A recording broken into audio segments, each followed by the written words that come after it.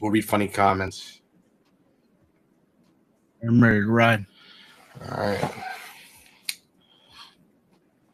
All right, let's do this thing. What up, what up, what up? It is episode 14 of the Shake and Break Show.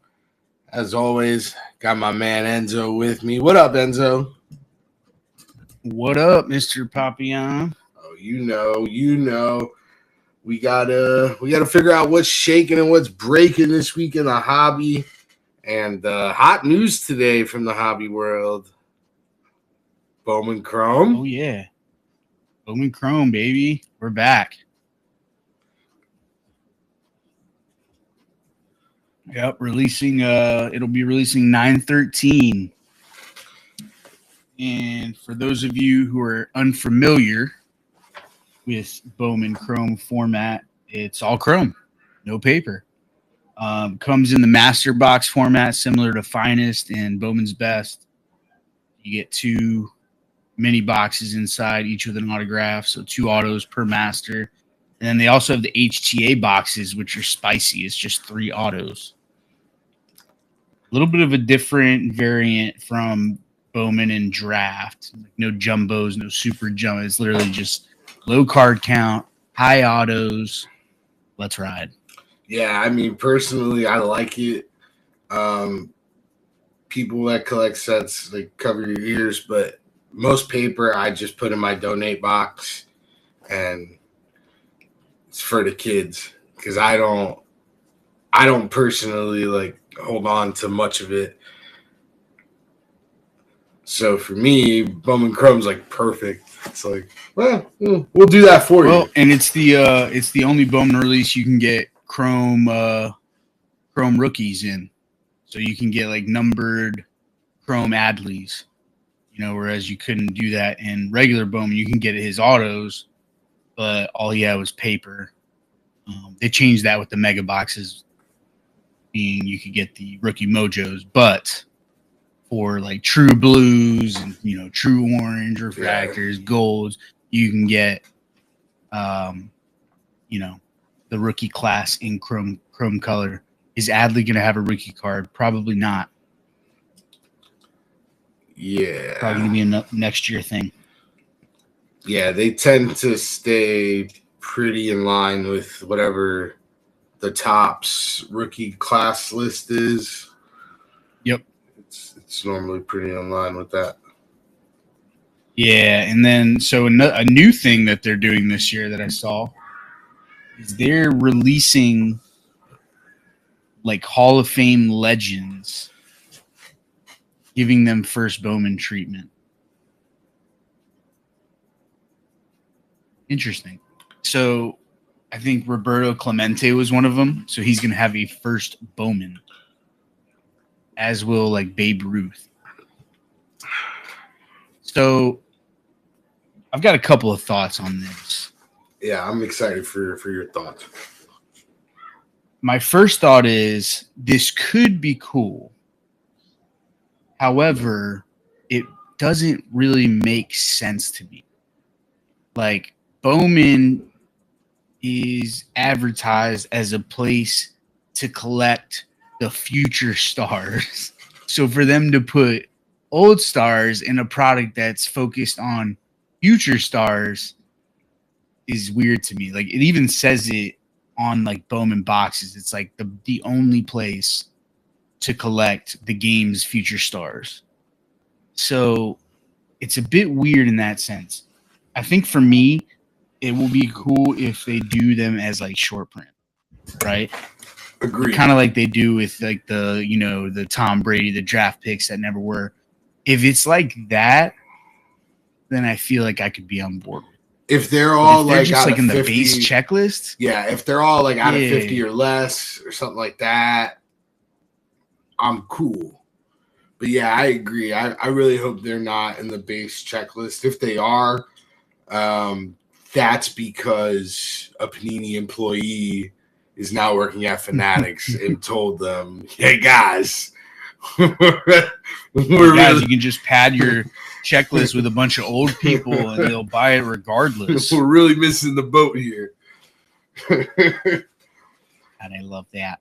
But no, like that to me is like the risky run. Is like Bowman is it's a very like unique baseball product in the sense of like, yeah, it's the only really like good place that you can get like the future players. So even like the rookies are in there, and there are vets too. Like, don't get me wrong, there are vets in Bowman Chrome, but it's not the focus. Yeah, it's not something we're advertising. Yeah, so like with that, like I hope they don't. Star. Yeah, I hope they don't like run over the fact that like it's supposed to be like prospects and rookies, and like I hope it's not, you know, as much as you and I talk about how much we love Panini basketball products, those checklists can feel really littered with just unnecessary cards.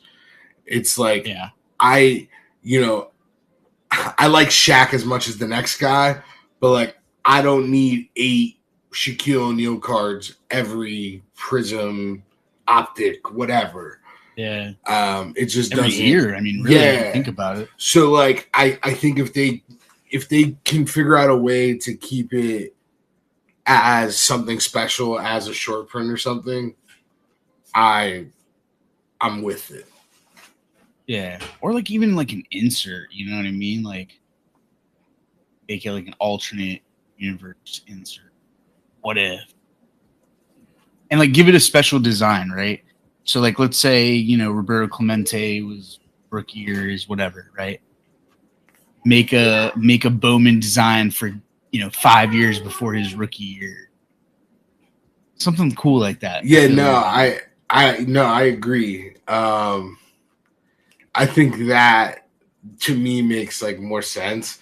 You can even like play it off as if like this is like an alternate timeline where Clemente, you know, it's 2023 and he's playing for some minor league team, and you can put like stats on the back Bradenton and like Marauders. Yeah, and like, you know, make it like fun, right? Yeah.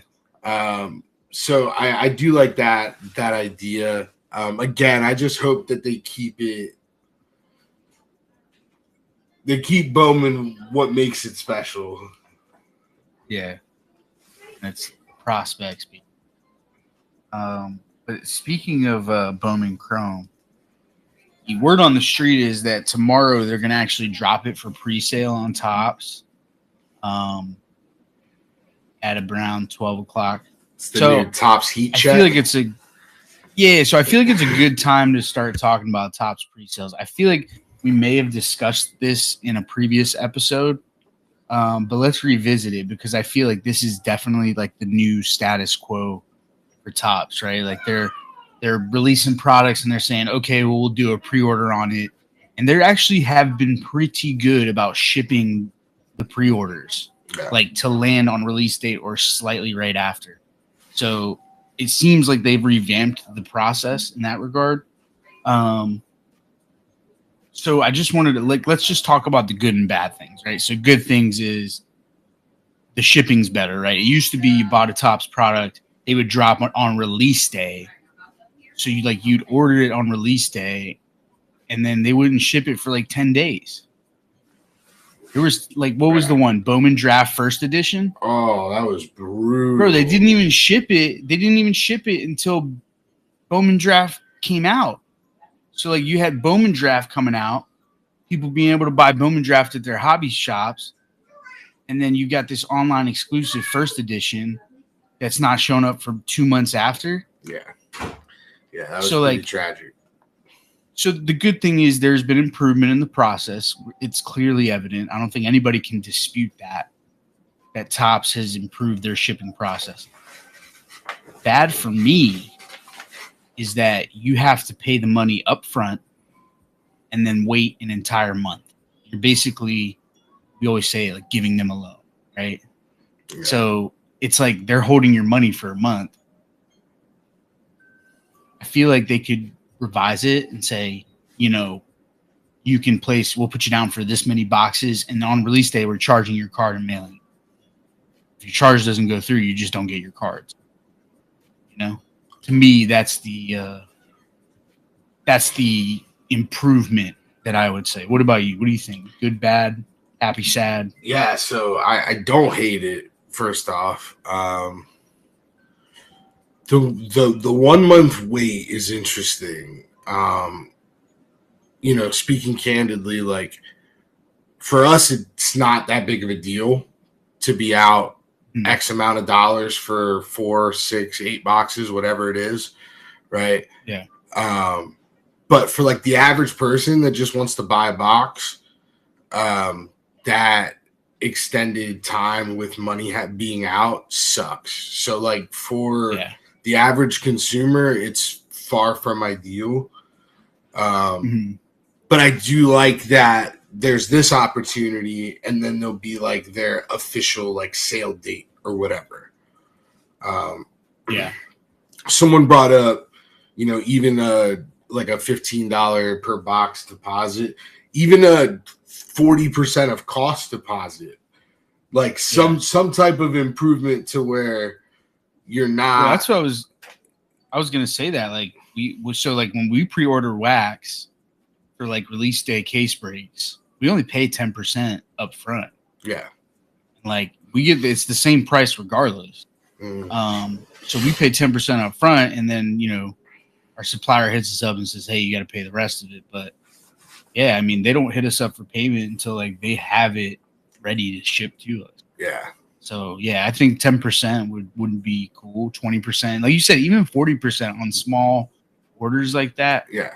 A little something that says, hey, you know, we care. It's your money. You know what I mean? Like, but then again, like if you do that, then you have to have that energy, like with the product, like make sure it's shipped on time, etc. Like that's why right now, I don't think it's like as bad as it was, right? Because if they were taking your money for 3 months waiting, it would be brutal. And just for you to get your product a week after everyone else does, like that would suck. But or months after Bowman Draft first edition. Exactly. But like in a plain box with your packs just thrown in. That's just that was the most tragic release ever. Yeah. But that's the thing. So like if they're gonna take your money up front, then they need to deliver on everything. So oh yeah. That's right. This guy's bugging. He's gotta let people know, bro. Sorry. I didn't mean to throw you off mid-sentence. Totally did, bro. Yeah, no, but back to the pre-order. I mean, there's good things, there's bad things. I'm kind of indifferent towards it. I know a lot of people feel strongly against it, but I don't think it's, I mean, anything where you can get like your stuff on time is a good thing in my mind, especially with like, again, what we saw previously with Bowman Draft first edition. I just appreciate that. I feel like in every aspect, maybe not every aspect, but in a lot of aspects of their operation, Topps has done a lot to improve. You know what I mean? Like we've talked about the quality control. Dude, the products this year have been excellent. Yeah, I mean, nothing's perfect, but like they've gone out of their way to do better.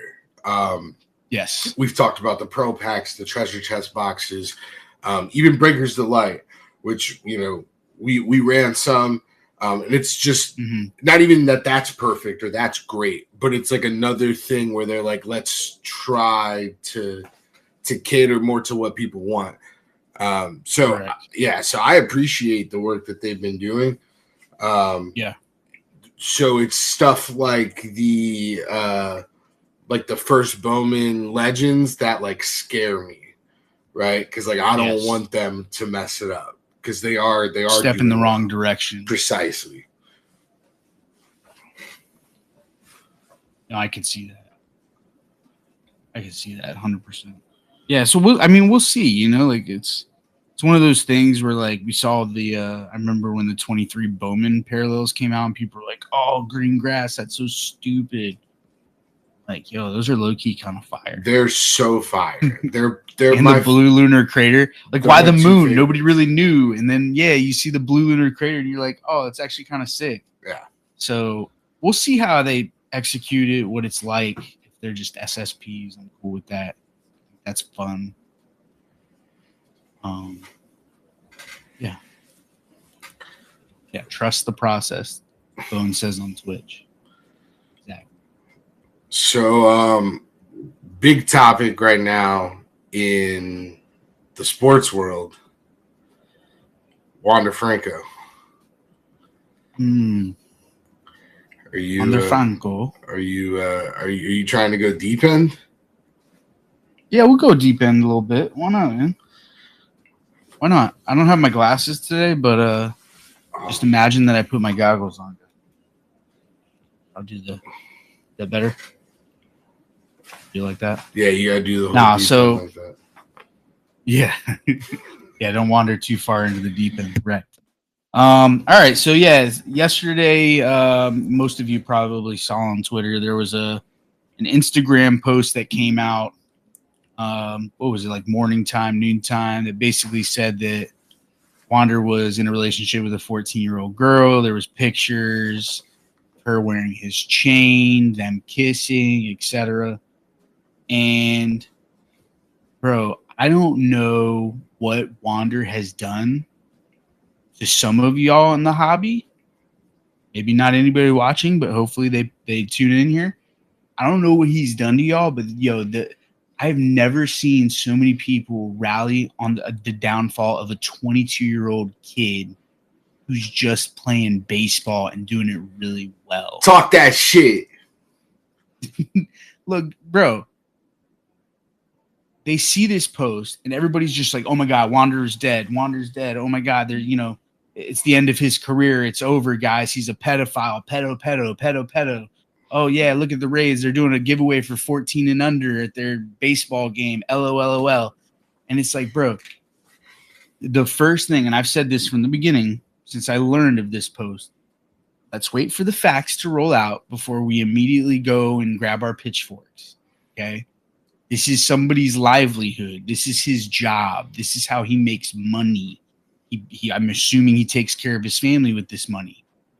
He's from the Dominican Republic. Like, this is a big deal to him. And for me, it's like, bro, just wait till the facts come out. I haven't seen. The first thing I did when I saw it was I started looking for like a credible news article, like a source, right? Because like Instagram's cool and all, and like Twitter is great, but like, do we believe everything we see on Twitter? You know what I mean? So I'm looking for a credible source, couldn't find one. And then it came out later. There was another one that showed her Instagram profile, and it says that she's actually 19. So I don't know if it's true or not. I do know that the Instagram that was linked was definitely the same person, and she looked a lot older in those pictures. They had a picture of her with a child. They're saying it's her child. Again, we don't know any of this, right? Yeah, it's all speculation. Wait for the facts to come out. Wait for the facts to come out before you start trashing people, before you start taking victory laps on people. The amount of people yesterday that made bad jokes about, oh man, I just said 100 PSA cards of Wander. I need mental help. And it's like, dude, it's when we're talking about a subject like sexual assault, it's not funny. You know what I mean? Because there's one of two things. There's one of two things that happened here. Either A, he is legitimately having a relationship with an underage female, which is not cool. Or two, the girl and her mother is lying about it to try to extort him of money, which is also not cool. So it's like a lose-lose situation. And like, yeah, it can be funny, you can poke your jokes and stuff like that. But at the end of the day, like I said, it's a 22-year-old kid whose job is now in jeopardy because of a rumor. Yeah. Yeah, so, no, I mean, that's... What's your take on it, Pop? I mean, you crushed it, because, like, it's... The biggest thing is, like, I will be totally about grabbing the pitchforks if it comes out that he was doing that. But until then, I just gotta operate like I don't know it. I don't know everything. Yeah. And I feel like any like sensible human can come to the realization like, whoa, if he did do that, that's messed up. Well, and if he didn't do that, I really don't want people thinking he did that. So like in a rational situation, everyone would want that same energy. But it's like people get crazy on Twitter and people want to get a quick joke. And like I get it. I appreciate a good joke too. But like just remember, when it's when you do it publicly, you are actively trying to bring someone down for no good reason. And I think like that's what bugs me. And like there was a post today where somebody was talking about how crazy it is that all of the card hobby people are more focused on their cards than the rape of this girl. I jumped on the post. I was like, well, we don't know what the heck happened yet, but we do know that the market is shifting tragically for people that have Wander. And like, yeah. I just don't understand like why you can't like as a rational being be like, it sucks for everyone involved. And I just like wish people had more empathy on both sides of it. Again, when the facts come out, we can really hammer it home, whichever side was right, whichever side was wrong. Yeah, and that's the thing for me is like not saying he didn't do it, not saying he did do it, but like I just hate that like I feel like as the hobby we'd be better than that. And to see that yesterday really like kind of broke my heart because one, I like Wander. I think he's a great baseball player, right? Like obviously as a person, I don't know him. So like if this did occur, then my opinion will change. But as a baseball player, I like him. I like what he brings to the game. He's consistently getting shit talked on Twitter. And like I don't get why. Yeah. But that's like a whole nother deep end segment. But it's like, bro, like again, and I'll say it one last time, this is his job. This is his livelihood at the line here. Okay, his job is to play baseball. That's how he makes money. It's how he feeds his family back in the Dominican Republic. So, like, it's more than just a hobby at this point. Imagine there's a girl who's might have been sexually assaulted. Cards are cool, guys, but like at the end of the day, people were like, "Oh, Enzo, what are you gonna do with all your Wanders?" And I'm like, bro, I don't really care. Like, it's not.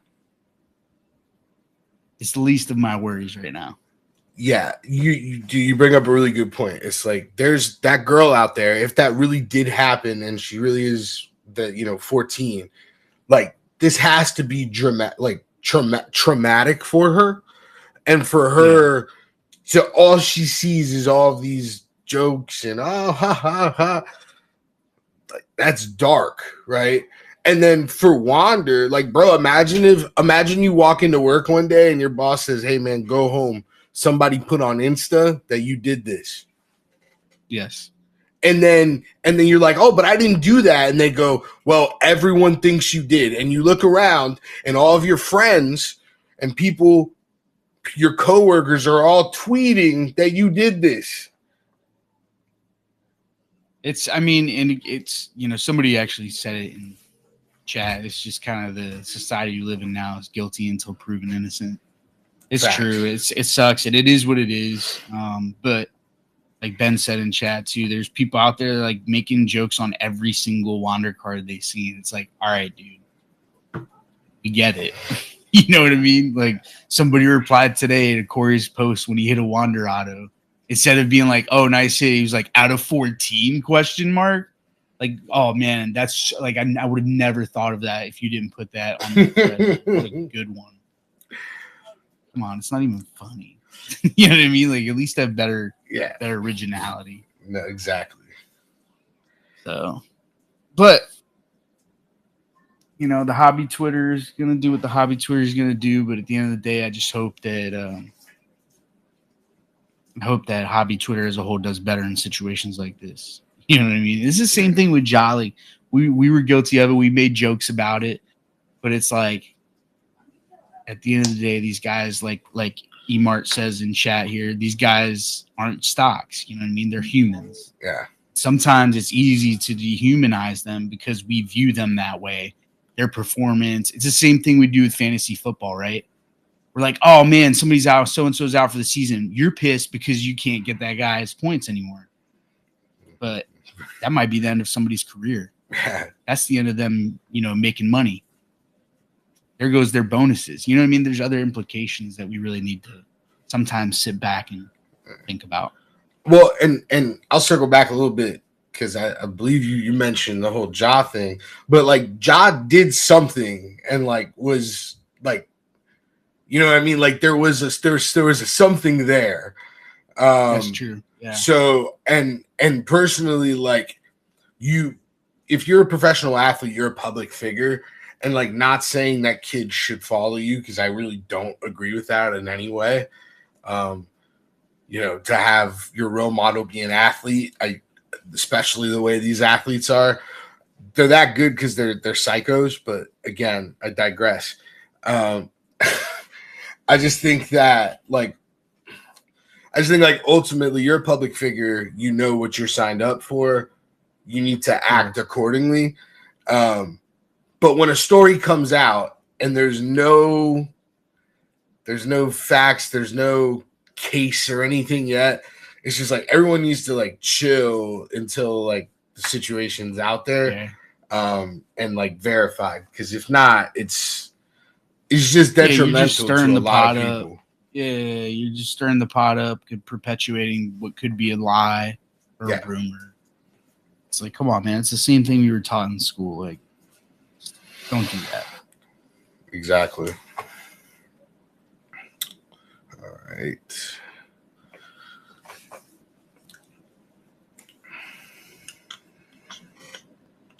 So, other sports stuff. NFL preseason. You catch any preseason this weekend? I did not. I'm not a big preseason guy.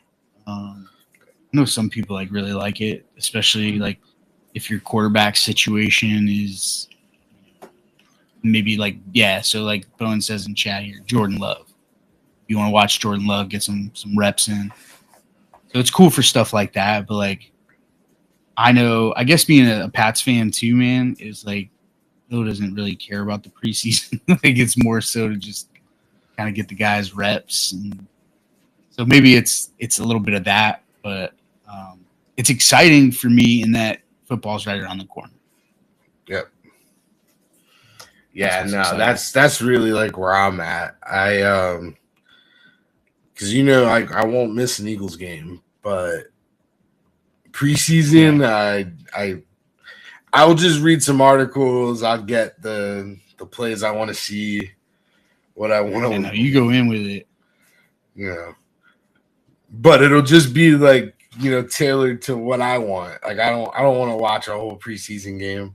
I can just read a few articles and be good. Yeah, I'm with you. Rucap, great question. Is the U officially back? The answer, of course, is yes. The U is back. Mario Cristobal and them boys, they're gonna be different this year. You just wait. Yeah. You just wait. Tio Mario is really gonna coach them up. You just wait. Tio Mario. Oh gosh, guys. What are we gonna do here? Oh man. The college rankings just got released, didn't they? They did, yeah. What's he got? Anything interesting? Not really. I mean, it's kind of what you would expect. I thought so. Interestingly enough, going into this season, Florida State was like super high up on the list, and they came in at number 8, which I thought was kind of low. But thankfully for them, and obviously, like I want them to lose, but thankfully for them, the AP rankings don't mean anything. They're probably the most pointless thing in all of college football. Preseason AP rankings literally mean nothing. I thought the Pac-12 they're was gonna the change. most useless thing in college football. Oh, bro. Oh, that's cold. That was a body. My God. Somebody posted a graphic of the Pac-12, and it was like the 3 schools, and then there was like Monsters University, University of Phoenix. Oh, and it's like, guys, they're gonna disband. Like, it's not, like, more than likely they're gonna disband or bring in new schools. But it was pretty funny. But yeah, man, like, so like AP preseason rankings, like, you'll never catch me like gloating about that. Like, Florida is infamous for being preseason ranked and then not being ranked in like 2 weeks. So like whenever people like tell, oh, you guys are 10th in the preseason rankings, which we're not this year because it's going to be a down year. But people like message me like, are you excited? And I'm like, I don't really care. Like, honestly, I'd rather not be ranked and then like sneak in, you know? Yeah, like Miami's going to do this year. Sure, maybe. Who knows? Use back. But then also, you know, like the ranking that matters is the CFP ranking. So which doesn't come out to like what, week 8? Yeah, something like that. It's super late. And it usually differs. It usually differs from the AP poll. Is this year still, what is it, 6 teams, 8 teams, 12 teams? I don't even know anymore. 4 teams. I think this is the last year. This is the last year of 4 teams. Yeah, and then it goes to 12, or maybe they're stepping it up to 8. I don't know. Yeah, I'm excited for that. They can miss me with the 4-team playoff. I mean, it's cool. It's definitely better than it was. But like, I like a larger field. I think that like it leaves room for like sneaky stuff to happen. Having to play like multiple games to get to the title, like must wins to get to the title. Like, to me, I could see a situation where like a 20 like a 20 seed or a 20th ranked team beats like the number 4 or something. Yeah. In one of those playoff games, and like that seems like that would be more fun than Yeah. It's I definitely think there needs to be more just for like competition's sake. Like, let's be honest.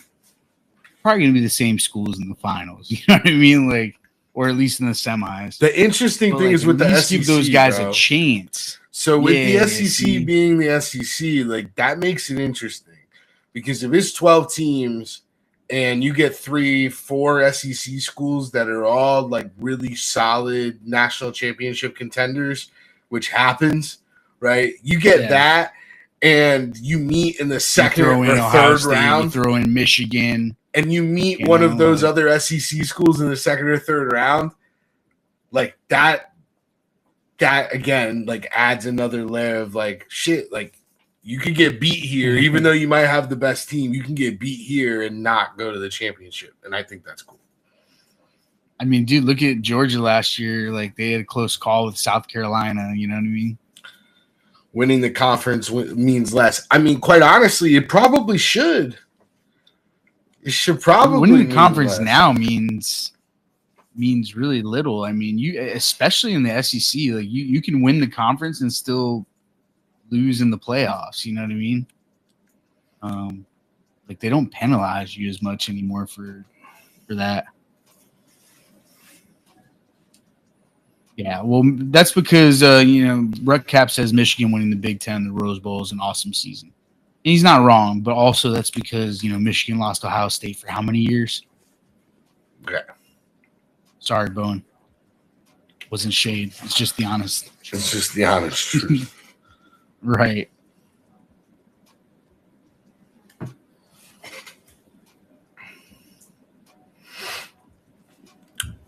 What else we got in chat? Bowen's talking that trash. Yo, for those of you who have listened to us every week during our podcast, if you're in the Break Club Discord, there's a lot of cool stuff happening. You want to talk a little bit about it, Enzo? Yeah, absolutely. So this month well, not even just in the Discord. This is in the MBB Marketplace on ISO. Top 20 sellers this month are getting their fees refunded, like in entirety. That can add up, especially if you sell like like it's cool because if you sell big dollar stuff, then like you're in a better spot to place. So like, yeah, man, get out there, sell some cards, you know, get in that top 20 and yeah, get all of your fees credited back. That's a nice chunk of change coming back to a lot of people. No, for sure. When I saw that, I was like, that's a sick promo. Bro, if that's not a reason for you to say to yourself, I'm going to list 10 cards every night, whether it be at auctions, big dollar stuff, and like get your fees back, bro. That's amazing. eBay would never. Yeah, eBay would never. eBay would never. But yeah, definitely take a look at that. And then yeah, in the Discord they're doing the at cost wax draft.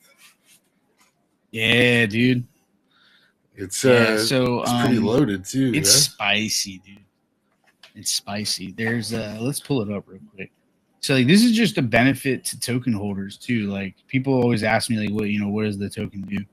And I always tell them, the normal stuff, at cost wax, low cost wax, deals. But this is like a tangible draft right here. Like, bro, it's a, let's see, 2, 4, 6, 18? 8, 10, 12, 14, 18 box or pack draft. It's got a national pack. It's got 23 finest, 23 mega, Bowman, 23 tribute, Chrome hobby, Chrome jumbo, Chrome Mega from 22, Chrome Update Sapphire, Gold Label, Bowman Mega from 2020. Get you a nice, Bobby Witt Mojo first. How much is it, like $150? 75, bro. No way. That's so good. 75 a team. You won't find anything like that anywhere else. So I know Ben's talked about it a little bit, like giving at least one at cost rip per month. And it's funny because when he said it, I was like, bro, it's so funny because he's probably done like 3 a month since I've had a token. You know what I mean? Yeah.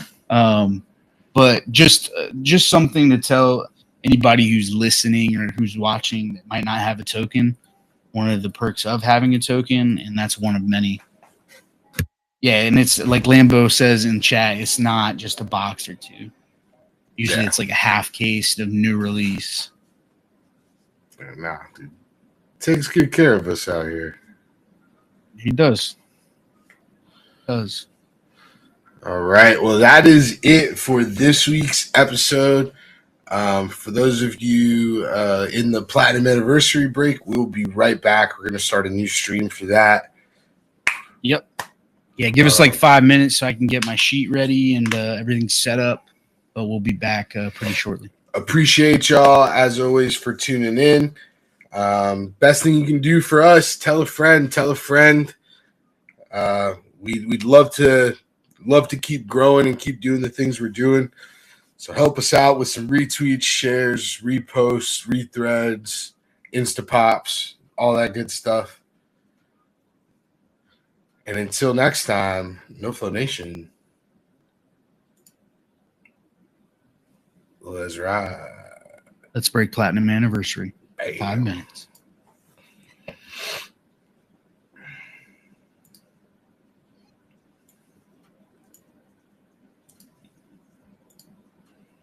All right.